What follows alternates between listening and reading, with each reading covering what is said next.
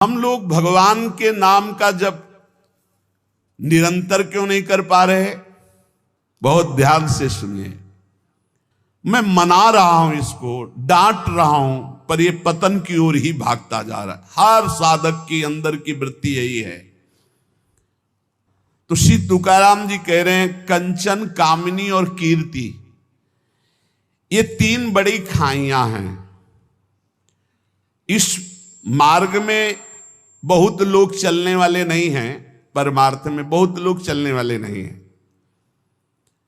केवल वेश धारण कर लेना चलना नहीं कहते, चलना अंदर का विषय होता है। इस मार्ग में चलने वाले बहुत पथिक नहीं होते। जो इस मार्ग में चलने वाले होते हैं उनके सामने तीन खाइयां हैं जिनको पार करके परम पद में पहुंचना है। पहली खाई है धन की। दुनिया में आपको कभी पैसा कमाने को ना मिला हो, लेकिन जब भगवान की तरफ चलोगे तो आपके सामने पैसे के रास्ते आने लगेंगे। अधिक से अधिक धन एकत्रित करना। गए पहली खाई में ही गुड़मड़ा करके गिर गए। यह ऐसे महापुरुष की बात है कि वीर शिवाजी रत्नों का ढेर तत्काल आदेश किया था, एक भी इसका प्रयोग नहीं होगा, तत्काल वापस राज खजाने में ले जाओ, मुझे बिल्कुल नहीं चाहिए। मैं विट्ठल के जिलाए जीता हूं, किसी और के जिलाए नहीं। रत्नों को स्पर्श भी नहीं किया। पैसे की खाई, रुपए की खाई, अर्थ की खाई में एक तो बहुत लोग चलते नहीं है। परमार्थ में तो गिने चुने लोग चलते हैं। अब जैसे मानो आप इतने लोग बैठे, कितने भारत में कितने 134-35 ऐसे करोड़ बताया जाता है।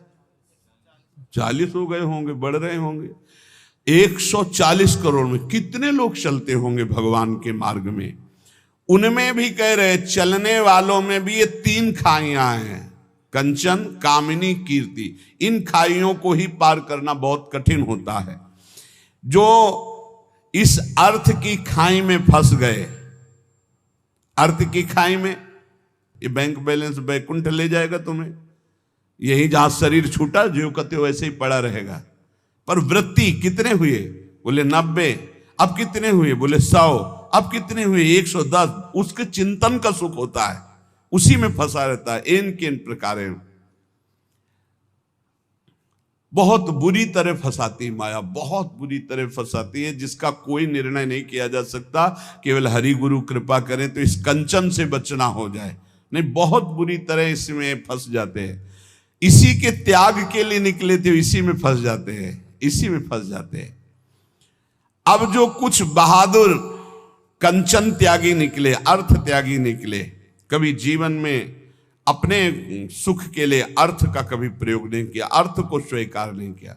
अब इससे कोई निकला तो दूसरी है खाई कामिनी, काम, चाहे स्त्री शरीर हो चाहे पुरुष शरीर हो। इसमें तो प्रायः जो कंचन से बच के आए उनमें मुंह भरा इसमें गिर जाते हैं। काम भाव में बढ़िया से बढ़िया भोग व्यवस्था हो जाएगी, क्योंकि भगवान के मार्ग के पथिक हो। माया हर टांग मारेगी, तुम्हारे अंदर की बात जानती, तुम्हें क्या पसंद है, कैसा पसंद है, वैसी व्यवस्था कर देगी तुम्हारी। गिरो और इसके बाद जलो सड़ो, फिर आगे नहीं चल सकते। जो कोई इस खाई से बचा तो तीसरी खाई मान प्रतिष्ठा। इसमें तो फिसल कर मान लो जैसे 100 चले तो 50 तो अर्थई में गिर गए, 25 कामिनी काम में गिर गए। अब जो 25 चले उनमें 1-2 निकल पाएगा। जो कहो हरिवंश रस बिरलो समझनहार, 1-2 ही जो पाइए खोजी सब संसार। अच्छा, गिरे हुए अपने को गिरा हुआ नहीं समझते, ये ऐसा गिरना है बड़ा लुभावना, बड़ा सुखद। अब वो मान की खाई में श्री तुकाराम जी महाराज कह रहे, जो भगवत कृपा प्राप्त होता है वो इस मान की खाई को पार करता। बिरला ऐसा कोणी तुका त्याचे लोटांगणी। कोई बिरला ऐसा है जो हरि के चरणों में हर समय लोटता रहता है, चित्त जिसका हर समय नाम जब चलता, वो इस कंचन की, कामिनी की, कीर्ति की तीनों खाइयों को, इसे शास्त्रीय भाषा में कहते हैं लोक ऐषणा, वित्त ऐषणा, पुत्र ऐषणा, अगर इन तीनों ऐष्णाओं को पार कर जाए तो ब्रह्मबोध हो जाए, भगवत प्राप्त हो जाए। जहां ये अंदर स्वीकृति कुछ विशेषता, वही मान की फिसलन उसको गिरा देती है। कुछ विशेषता नहीं। बोले भाई झूठ बोल रहा है तो ऐसे नहीं, 10% तो सही होगा ही। 100 में जब बात निकलती तो 10 तो सही होती, 90 झूठ मान ली। लेकिन आपको सच्ची बताऊं, 100 का 100% झूठा हो तो 1% भी सत्य नहीं है, कैसे जानोगे? कैसे जान सकते हो? ये रुपए की आसक्ति, भोग की आसक्ति और मान प्रतिष्ठा 100 का 100% झूठा है। वो तब पता चलेगा जब यहां से तुम्हारा ट्रांसफर होगा, तब समझ में आएगा ये बैंक बैलेंस तो मेरे काम ही नहीं आया। जोड़ जोड़ के मर गए, हमारे काम नहीं आया। नाना प्रकार की भोग वृत्तियां रही, लेकिन अब तो दुर्गति का अवसर आ गया। बड़ा यश कीर्ति था, ये किस काम में यश कीर्ति? अरे यश कीर्ति बहुत मजाक समझो, मजाक, बिल्कुल मजाक समझो। कोई भरोसे की चीज नहीं है यश कीर्ति प्रतिष्ठा। ये सूखे पत्ते जैसी हवा चली उधर ही पहुंच जाते हैं। तीसरी खाई को पार करने में बड़े बड़ों के जीवन में संदेह खड़ा हो जाता है, मान प्रतिष्ठा सम्मान कीर्ति की।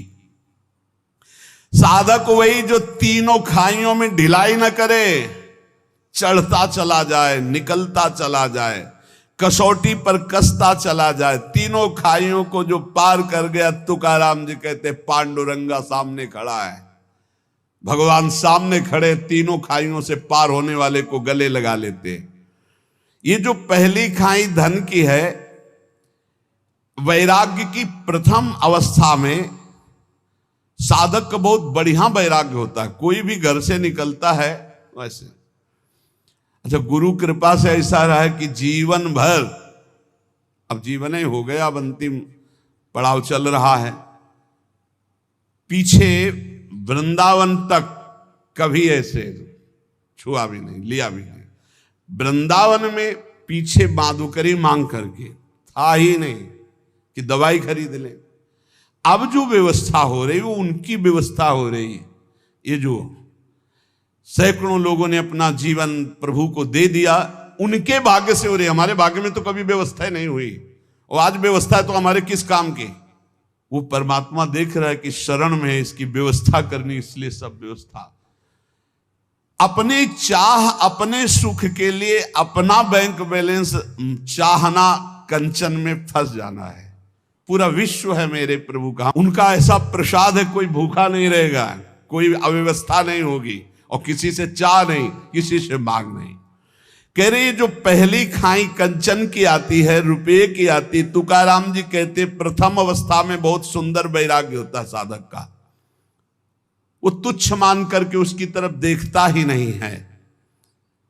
पर जब आगे वैराग्य बढ़ता है और यश फैलता है भगत, तब उसकी प्रियता न जग जाए। अर्थ के प्रति प्रियता नहीं होनी चाहिए। प्रियता ना होना और अर्थ होना कोई फर्क न पड़ना, लेकिन प्रियता होना और अर्थ ना होना तो फर्क पड़ जाना। अर्थ की प्रियता, रुपये का महत्व जग जाना। त्याग के आडंबर से परमात्मा बोध नहीं होता। त्याग का आडंबर न करे, इसकी आसक्ति न हो तो कोई फर्क नहीं पड़ता है। त्याग का आडंबर ना करे। श्री तुकाराम जी महाराज कह रहे कि जैसे प्राथमिक अवस्था में साधक के अंदर वैराग्य होता है। एक बार गुरुदेव भगवान ने कहा था, जब कोई साधक भगवत प्राप्ति के लिए घर से निकलता है, उसका वैराग्य कितना प्रशंसनीय होता है। कहाँ खाएंगे कोई पता नहीं, कहाँ रहेंगे कोई पता नहीं, क्या होगा कोई पता नहीं। ऐसी स्थिति आजीवन क्यों नहीं रहती? वैराग्य प्रतिदिन बढ़ना चाहिए, ना कि घटना चाहिए। जिस लक्ष्य को लेकर तुम घर से निकले थे, वो वैराग्य कहां गया? और नाना प्रकार की भोग सामग्रियां ये तभी लुभायमान करती हैं जब भगवदानंद का लोभ नहीं जगता। श्री तुकाराम जी की जो अर्धांगिनी थी, वो इसी बात से असंतुष्ट थी कि कभी बात ही नहीं करते थे तुकाराम जी महाराज। दिन भर निकल गए, 2-3 पर्वत थे, उनमें एकांत में बैठे राम कृष्ण हरि राम कृष्ण हरि। रात खाने की भी व्यवस्था नहीं, रात में आए ध्यानस्थ होकर विराजमान है। ना कहीं कंचन में लगाओ, न कहीं कामिनी में लगाओ। अभंग रचे थे जो बहुत महिमा, वो इंद्राणी में डुबो दिए थे। इतने यश के रहित भाव वाले, कहीं सुसुख वांछा नहीं। भंडारा नाम पर्वत पर ये चले जाते और पूरे दिन अंधेरे तक बस मंजीराएं बज रहे, तालियां बज रही, वाद्य बजाते हुए राम कृष्ण हरि, राम कृष्ण हरि, राम कृष्ण हरि। एकांत में यदि कोई भगवत साक्षात्कार पाना चाहता है तो तुकाराम जी कहते, एकांती लोकांती स्त्रियांसी न भाषण, प्राण गेला जान करूं नए।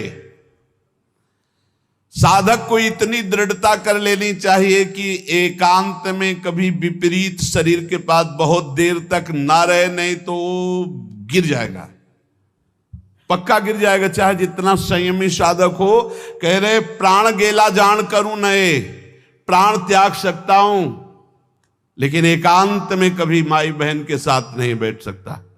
तुकाराम जी कह रहे साधक में इतनी दृढ़ता होनी चाहिए कि उसका वैराग्य इतना दृढ़ होना चाहिए कि चाहे प्राण निकल जाए पर मैं कभी ऐसा गलत, ऐसा दृढ़ निश्चय होना। और इसके लिए बहादुर न बने, डरता रहे, यही डर ही डरप हरिवंश हित, डरता रहे। ना जानो छिनंत कवन बुद्धि घटई प्रकाशित, छुट चेतन जु अचेत तेउ मुनि भय विश्वासित, पारासर सुरेंद्र कलप कामिनी मन फंद्या, परिवदेह दुख द्वंद कौन क्रम काल निकंद्या, यही डरप हरिवंश हित, जिनो भ्रमय गुण सलिल पर, जी नामन मंगल लोक त्यों सुहरिपद भजु ना विलंब करी।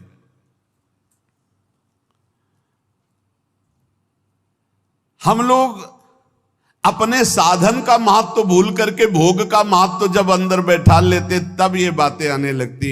छुप छुपा कर देखना, छुप छुपा करके उसका मनन करना, ये सब नष्ट कर देता है। वैराग्य शिखामणि, अग्निस्वरूप तुम्हारा वैराग्य हो। कभी एकांत में विपरीत आकर्षण वाले शरीरों का संग कभी न करें, नहीं बहुत बुरा पछाड़ खाकर गिर जाओगे। चाहे जितने बड़े जितेंद्रिय बलवान इंद्रिय ग्रामो विद्वानम अपि कर्षति, इंद्रियां बड़ी बलवान है, वो कभी भी भ्रष्ट कर सकती है। इसलिए बचते रहो, भागते रहो, डरते रहो। और गृहस्थ हो तो केवल जो अर्धांगिनी स्वीकार की, इसके अलावा नहीं तो परमार्थ नहीं बनेगा। जिसको अपना उद्धार चाहना है, इतने दुर्गुण अंदर हैं, क्या करूं, बस नहीं चलती। हे पांडुरंगा नारायण, हमारे और आपके बीच में बहुत दुर्गुण है ये। मैं आपकी तरफ आना चाहता हूं, मेरे हृदय में इतने दुर्गुण हैं, आप तक पहुंचने नहीं दे रहे। पर आप दया सिंधु, सत्य कर दिखाओ अपना नाम। आपका नाम दया सिंधु है, आप हम पर दया करो। मैं इंद्रियों के अधीन हूं, तुकाराम जी कहते हैं, पर इतनी बात सुन लो कान खोल के आप, मैं जैसा भी हूं पंडरीनाथ मैं आपका हूं। वही बात आ गई ना, मेरे माई बाप आप हो, अब मुझे उदास मत करो, घसीट लो। ये जो इंद्रियों का विलास, मन का विलास है, मेरे पंडरीनाथ आप दया सिंधु, अपना नाम सत्य करो। मैं जैसा हूं प्रभु आपका हूं। अब ये बात आप सत्य करके आप दिखाओगे। मैं जैसा हूं आपका हूं, ये सत्य करके आप दिखाओगे। आप घसीटो हमारे मन को, हमारी इंद्रियों को। नाथ काय करूं आताम या मना, न स्वर्णिम विषयाची वासना। मैं क्या करूं, ये मन इंद्रियों के साथ विषयों में भाग रहा है, ये विषय वासना छोड़ना नहीं चाहता। प्रार्थिता हिम राहे ना आदरिम पतना नेउम धालिम। मैं प्रार्थना करता हूं, राह पर लाने के लिए डांट लगाता हूं, लेकिन ये मन अपनी इंद्रियों के साथ भोगों में भाग जाता है। हे विठ्ठल दौड़ो, अब दौड़ो, नहीं तो अब ये गया, अब कोई राह नहीं दिखाई दे रहा है, मन ले जाएगा इंद्रियों को विषयों में। ये सब तड़ातड़ बंधन तोड़ करके विषयों की तरफ भाग रहा है। आशा, तृष्णा, कल्पना, ये पापिनी मेरा नाश कर रही। तुकाराम कहते चक्रपाणी पांडुरंगा अब बचा लो, नहीं बाद में क्या होगा। गिरने के बाद उठाने आओगे तो फायदा क्या, गिरने ही ना दो। आप ऐसे सामर्थ्यशाली हो। प्रार्थना, कल चर्चा चली थी कि मन को, इंद्रियों को विषयों से बचाने में हम असमर्थ हैं, तो हम प्रार्थना प्रभु से करें, पुकारें। जैसे गोस्वामी जी कल कह रहे थे कि हौ हार्यो कर जतन विविध विधि अतिशय प्रबल अजय, तुलसीदास बस होई तबे जब प्रभु पेरक बरजय। हे नाथ मैं हार गया हूं, बहुत उपाय करके ये बस में नहीं हो रहा। आप डांट दो मन को, ये विषयों की तरफ ना जाए, आपके चरणों की तरफ जाए। ये भक्त की दैन्य पुकार होती। तुकाराम जी महाराज बहुत ऊंची स्थिति के महापुरुष हैं। वो अपने लिए ऐसी बात करे कि जब इंद्रियां ऐसी दशा में हो, मन ऐसी दशा में हो, तो प्रभु को पुकारो। अब जो बात कह रहे कि भगवान नाम जप करते हुए भी जिसको अधोगति अपनी नहीं करनी है, इन बातों को साधक बड़े ध्यान से सुने। रात दिन भगवान के चिंतन में डूबना है तो अर्थ को एकत्रित करना और स्त्री संभाषण, एकांत आदि मिलन, बैठना, बात करना, ये सब छोड़ दे। ये मन बड़ा चंचल, थोड़ी देर लड़ पाओगे, इसके बाद फिर भ्रष्ट कर देगा, गिर जाओगे, फिर नहीं उठ पाओगे। जहां गिरना शुरू हो जाता है तो वो असमर्थ हो जाता है, उसकी हिम्मत खत्म हो जाती है। एक बार भंडारा पर्वत पर नाम कीर्तन में मगन थे श्री तुकाराम जी महाराज। और जब कीर्तन करने के लिए वो जाया करते थे, इतना सुंदर रूप, जो भगवत भजन करने वाले होते उनमें एक लावण्य जागृत होता है, भागवतिक।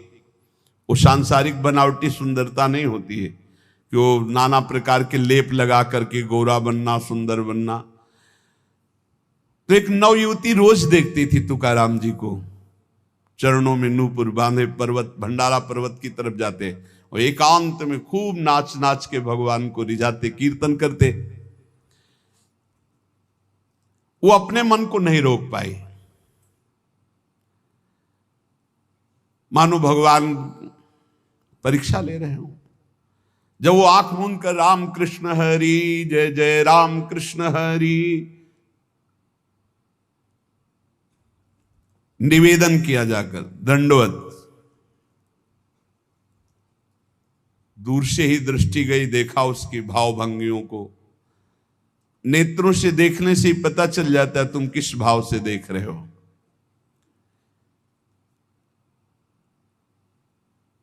जे भी देखा, अंदर उनके जो भाव प्रकट हुए, इसी समय अभंग की रचना की। स्त्रियांचा तो संग ना को नारायणा, काष्ठाया पाषाणा मृत्युकेच्या, नाठवे हा देव ना घड़े भजन, लांचावले मन आवरेना। दृष्टि मुखे मरण इंद्रियांचे द्वारे, लावण्य ते खरे दुख मूलो, तुका मेहणे जरी अग्नि ज्वाला, साधु तरी पावे बांधुम संघटे हो। नारायण, ये कौन सी लीला। हम तो काठ और पत्थर की और मिट्टी की भी स्त्री का स्पर्श नहीं कर सकते, आपने तो साक्षात भेजा है, किसी और से बात नहीं कर रहे।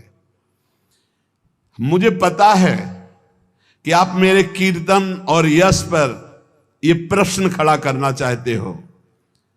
पांडुरंगा, आप भी जानते हैं कि आपके भजन का बाधक स्वरूप क्या है।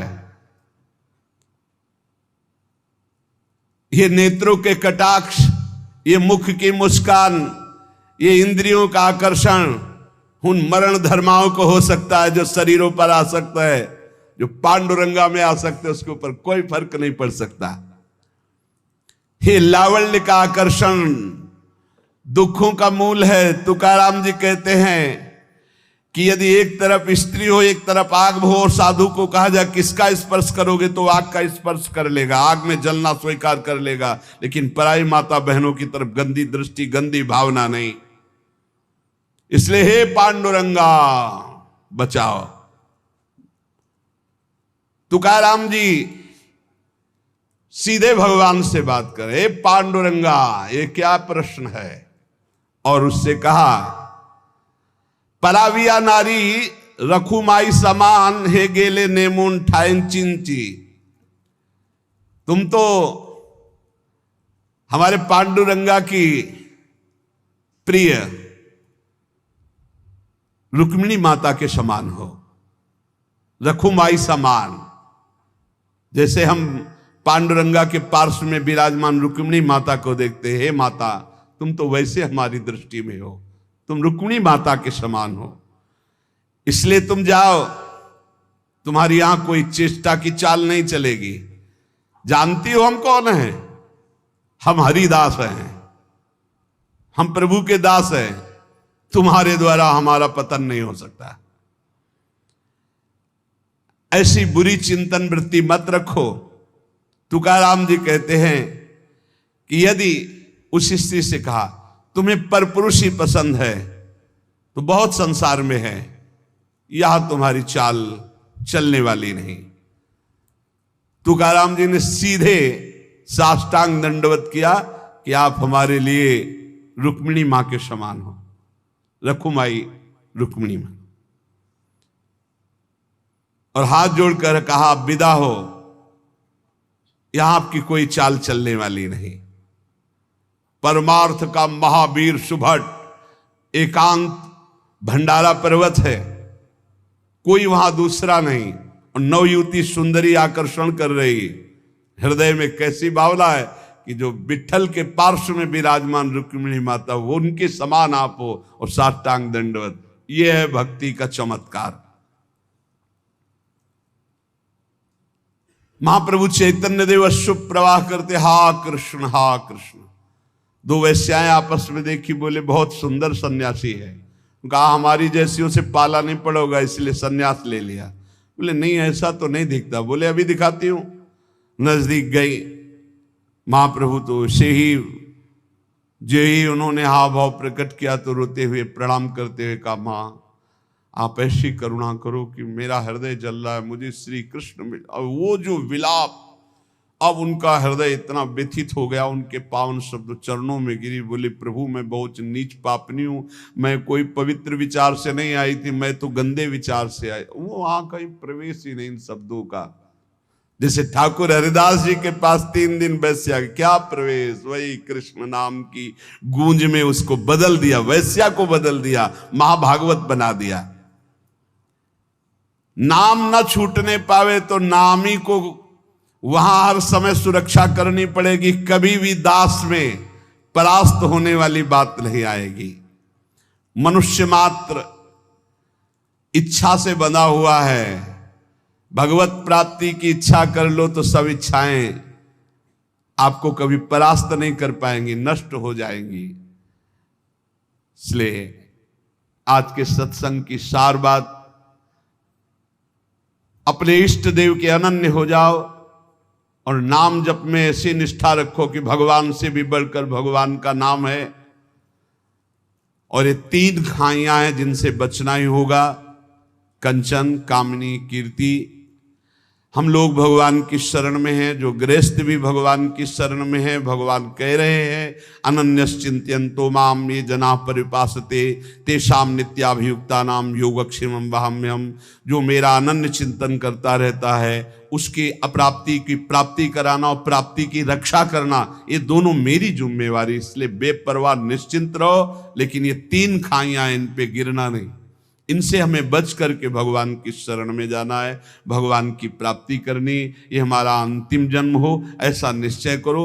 नाम से बहुत कुछ हो सकता है, कर तुम अकर तुम अन्यथा कर तुम सर्व समर्थ। भगवान अजित को जो जीत ले वो नाम है भगवान का।